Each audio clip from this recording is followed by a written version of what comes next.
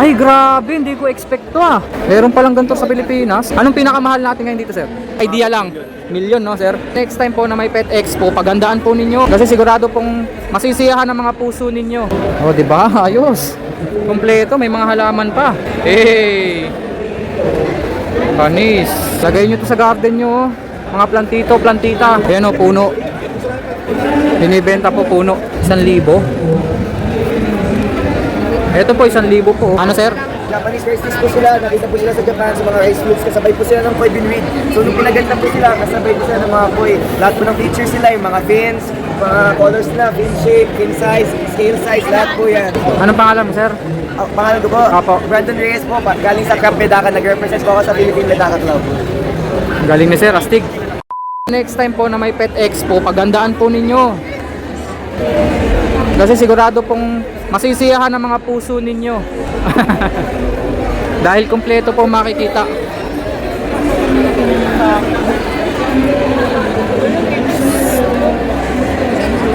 Ay, grabe, hindi ko expect to ah. May ganito pala. Ngayon lang ako nakakita nung ganitong setup. Walanjong, ang laki nung koi. Bakit kaya? Nililigpit na. Sayang naman. Meron palang ganito sa Pilipinas. Nililigpit no. Sayang. Ito meron pang laman oh. Sayang, hindi ko agad napuntahan. Pwede naman siguro eh. Wala na, niligpit na. Oh. Ano ba yan?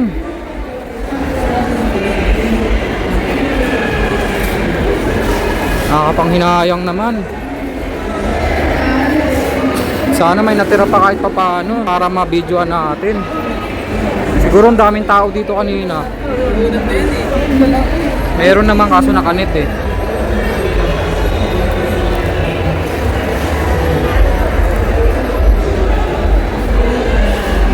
Sir, magkano po presyuhan yan, sir? Depende sa quality.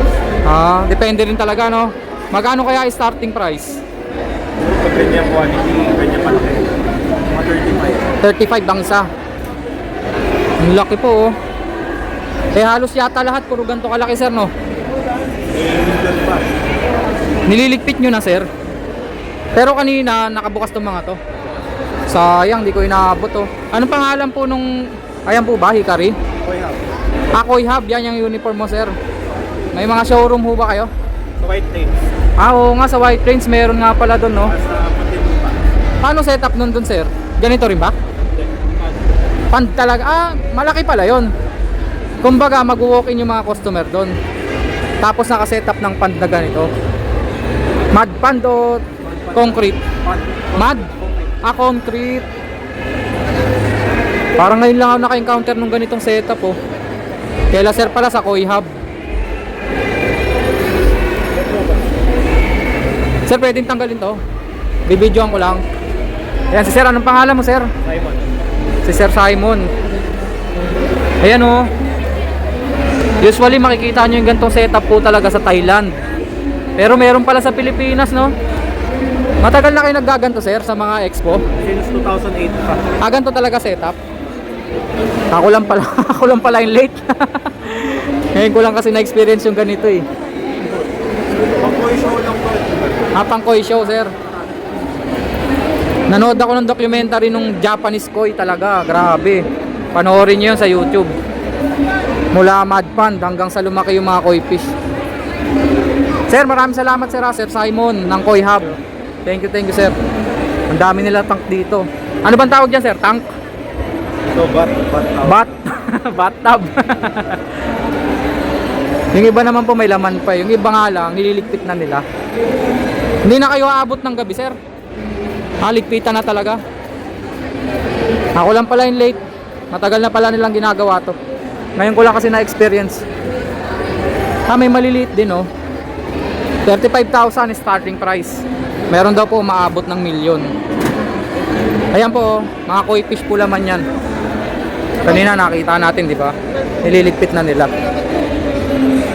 Sa Muntinlupa, sir, meron kayo, sir, no? Ayun, oh.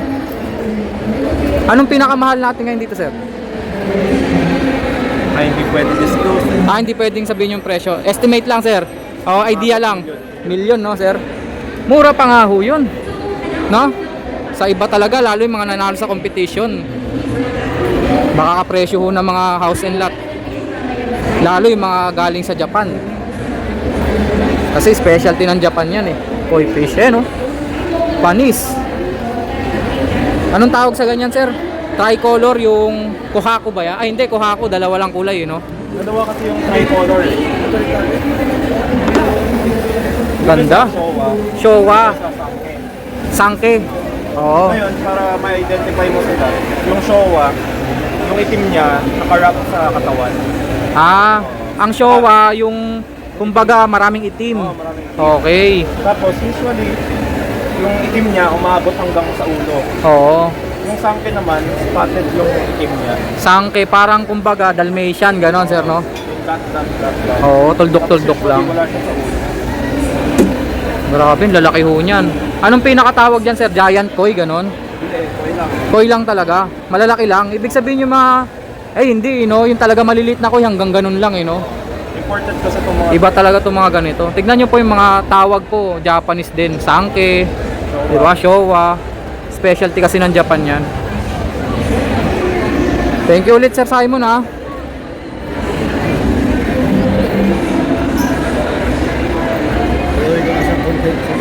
Wala na pala, oh. Ayan na, paligpit na. Ito, may mga lamang isda yan. Off limits na dito, oh. Sige nga, subukan nga natin.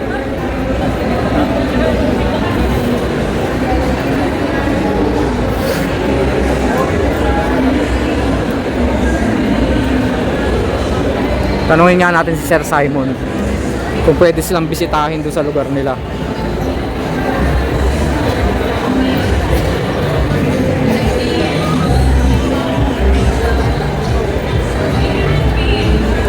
Di ba? Natuto na tayo. Ang tawag dito Showa. Kasi marami siyang itim. Ayun, Sangke. Kasi tuldok-tuldok lang. Tama ba o baliktad? Bahala kayo dyan. Meron pa yan eh, Kohaku. Pero yung Kohaku, alam ko, dalawa lang kulay. Uy, betta fish. Hindi ko talaga expecto na may ganitong setup ng mga koi fish. Hindi pala betta. Mga molly pala. Mukhang nagkaroon ng competition, may mga champion eh.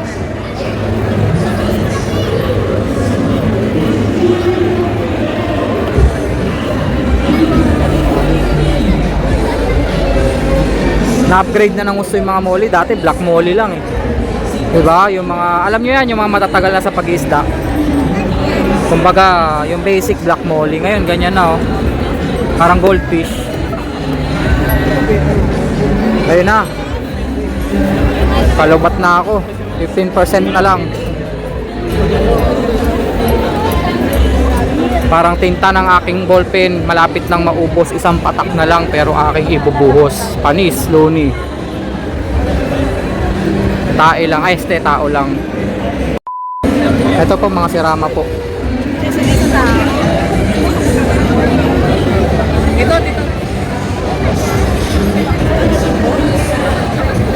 Cochin ball meron din. Saka ito oh, yung mahaba yung buntot. May kwago po dito. APA, Wildlife Rescue and Conservation Park. Saan kaya ang lugar to?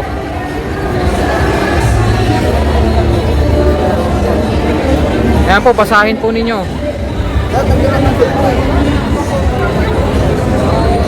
Ito pala oh. Saan kaya sila located? May dala silang kwago. Liliw Mahayhay Road.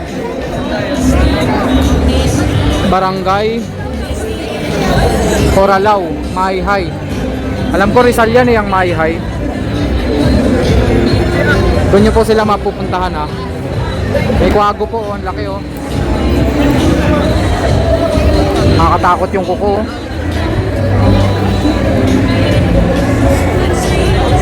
Laguna pala, Mahihay, Laguna. Sa mga gusto pong bumisita, siguro i-search nyo lang po APA Wildlife Rescue and Conservation Park. Ang hirap makasingit sa ball python. Ang dami po nag-i-inquire. So yung tinig ng pictures kanina, yung sa videos ko kanya. Ang lakas siguro sa market na ito ngayon, mga ball python. Realize niyo kung bakit mahalaga siya. So, Kahit saan ako pumunta, oh. 30.05%. By the way, meron pang ilang May mga sulkata po rito, mga maliliit. bumaba siya to 28.2 something, 28%. So, Baka dun. there are factors. Ito lang sila kalaki oh. Give me what Pero will lumalaki po ng gusto yan. sa vaccine. Cleanliness. Could be cleanliness. Pwede siya, pero medyo malayo siya. Pero pwede siya in terms of environmental. Mustard gas. Uy, nagkakaguluhan sila dito. Sa Oyi Pet Shop. Ano kayang meron? Mga molly.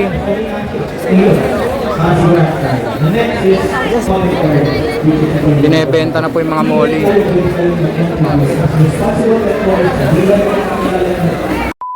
Oh, di ba? Ayos.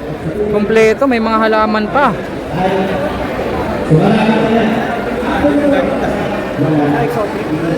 Kita nyo, narinig nyo po yun. Daming tao daw. Nagkakagulo. Dami talagang tao. Kahit dito sa mga halaman, no? Ang hirap, dami maganda.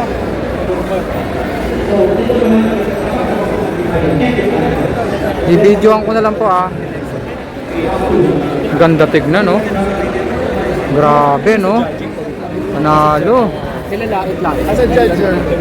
Judger ka? Hey! Panis.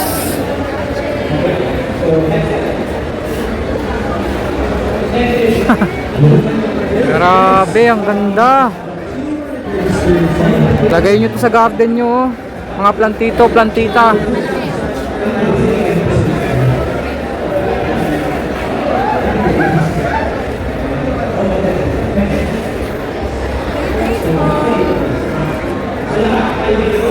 May puno pa nga eh.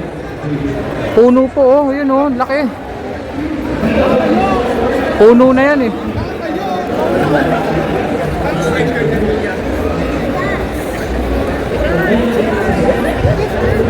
Diba nung panahon ng COVID, no? Hit na hit itong mga ganito. Hanggang ngayon rin pala.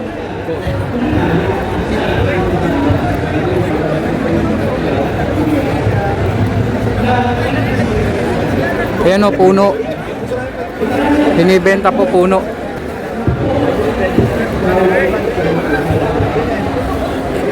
Nandito tayo sa ilalim.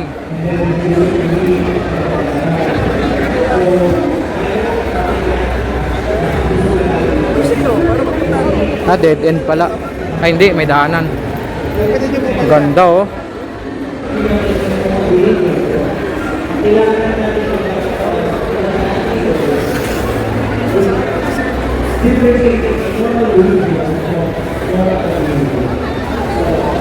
Angas oh. Parang kala nyo hindi tunay, di ba? Pero mga tunay po yan. Parang pipino. Lah. Ganda oh. Ano kayang tawag dyan? Ito pa oh. Plastic to ah. Games today. This is not going to be by basically we have hot sauces here. The beast. Gaganda. These participants will indulge in. Lah. So anyone. Okay ito ah. 2, 4, Ayos ah.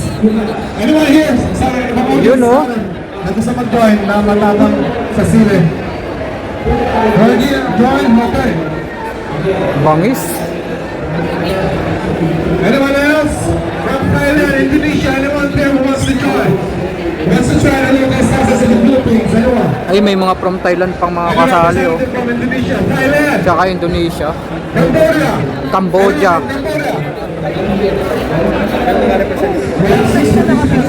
Ayos, international pala to.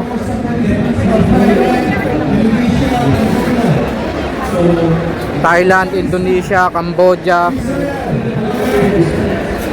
Mga kasali po dito. Special promo na, oh. Buy 2 take 1.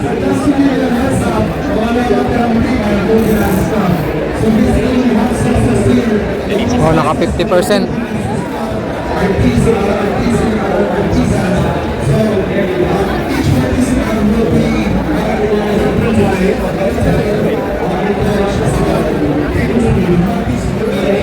Excuse po.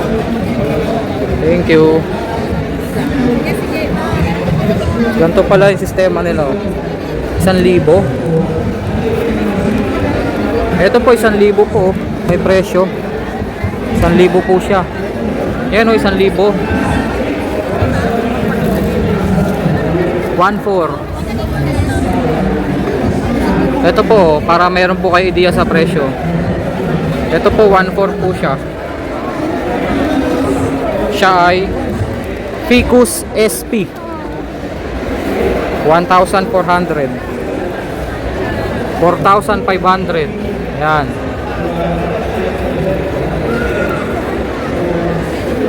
Ang galing, no? Oh, may presyo pala eh. Yan, oh, 800.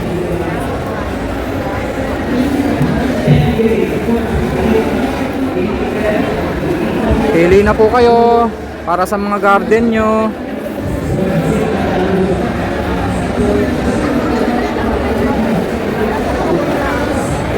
Sold out.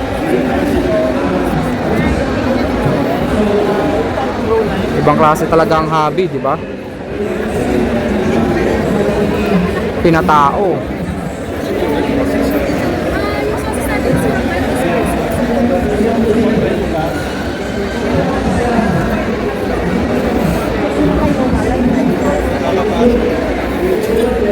Mga gulay, meron din po. Mga buto, kayo po magtatanim.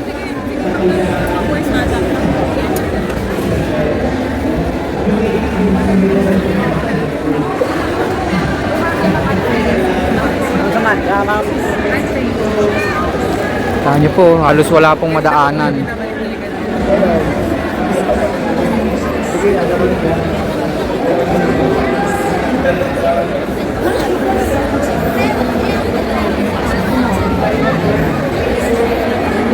Ito, Del Monte.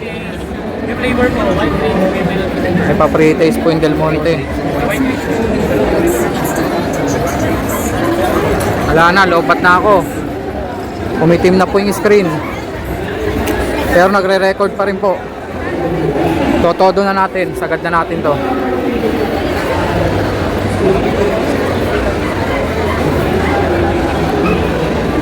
Bibili na lang po ako ng cord para po ma-charge ko siya sa motor.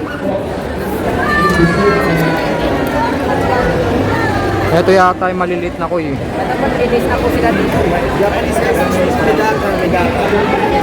Ano sir? Japanese rice fish po sila, nakita po sila sa Japan sa mga rice fields, kasabay po sila ng koi binweed. So nung pinaganda po sila, kasabay po sila ng mga koi. Lahat po ng features sila, yung mga fins, mga colors na, fin shape, fin size, scale size, lahat po yan. Pinag-iba po yan. Egg layer po sila actually. Every summer breeding season po nila sa Japan, kaya po nila mag-survive until freezing po until 35 degrees Celsius. Bago lang po sila dito, sa past 2 years lang po nalagdag dito sa Pilipinas. And ngayon, in-invite po kami ng hikari dito para mapakita na may other nanofish dito na available. Kasi dahil po silang products na para lang po sa Medaka. Anong pangalan mo sir? Pangalan ko po, Apo. Brandon Reyes po, galing sa Crab Medaka, nag-represent po ako sa Philippine Medaka Club. Ang galing ni sir, astig. Thank you. Medaka Club. Yes po, Japanese rice fish. Ano po yung pinaka sukat niyan? Hanggang ganyan lang sir? 2.5 inches lang talaga sila. Ah, Perfect maliit sila lang for talaga. outdoor ponds. Kaso ngayon, ginagawa na sila para pwede na sila sa mga nano aquarium. Egg layer sir, no? Yes, egg layer sila in 7 to 10 days, mag-hatch na agad. 7 to 10 days. Yes, 7 to 10 days from laying the egg. Tapos in 2 months lang, pwede na sila maging breeding age. Ito po yung dinidiscuss ni sir. Ah. Dinevelop lang po sila ng mga Japanese region. Kaya po Ganito po sila mag-sport. Japanese region. Ito po yung eggs. Magkano po yan, sir? Yung price range nila is 300 up to 5,000 yung pinaka-rare available right now. Pero sa Japan, umaabot yan ng libo-libo, umabot ng kalahating million to 1 million pesos. Depende kasi, yung Japanese wrestlers kasi, they're treated the same as koi. So madami din silang competition, is katulad ng koi. So ayun, binibid din kasi, mahalaga talaga sa Japanese yung distinct features nila. Maraming salamat po, sir. So, thank you. Thank you. Astig si sir, astig. Thank you. Salamat po. Wala na, dapa na cellphone ko. Lobat na. Dito ko na lang po tatapusin yung vlog. Wrong timing, nalobat, pero kahit pa paano naman, umabot naman po ng maraming video. Okay lang po. Hanggang sa susunod po na Pet Expo. Abangan nyo na po kung kailan. Hanapin nyo po yung page nila, Pet Expo. Para po ma-experience nyo rin yung napakagandang experience. Lalo na sa mga pet lovers. Tsaka mga sabungero, grabe. Solid.